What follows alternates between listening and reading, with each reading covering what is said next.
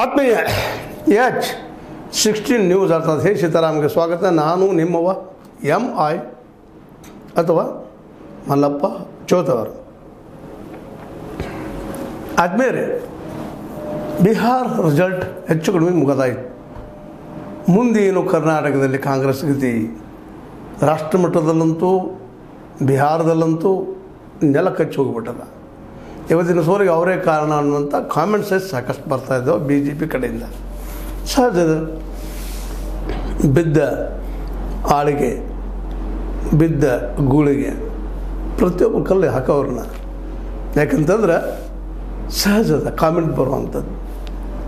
ಇನ್ನಿದು ಕರ್ನಾಟಕದಲ್ಲಿ ಏನು ಆಗಬಹುದು, ಯಾಕಂದರೆ ಈಗಾಗಲೇ ಕುರ್ಚಿ ಕದನ ಜೋರು ಹಿಡಿದದ. ಒಂದು ಕಡೆ DKC, ಇನ್ನೊಂದು ಕಡೆ ನಮ್ಮ ಸಿದ್ದರಾಮಯ್ಯನವರು, ಇದೊಂದು ದೊಡ್ಡ ಸಂಕಟ ಹಿಡಿದ್ಬಿಟ್ಟದು. ಬಟ್ ಇವತ್ತು ರಾಹುಲ್ ಗಾಂಧಿಯವರಿಗೆ ಇನ್ನಷ್ಟು ಕಷ್ಟ ಆಯ್ತು ಇಲ್ಲಿ ಬದಲಾವಣೆ ಮಾಡುವಂಥದ್ದು ಏನೋ ವಿಚಾರಗಳು. ಯಾಕಂದ್ರೆ ಎರಡೂ ಅಷ್ಟು ಬಲಿಷ್ಠನ ಇದ್ದಾರೆ ಇಬ್ಬರು.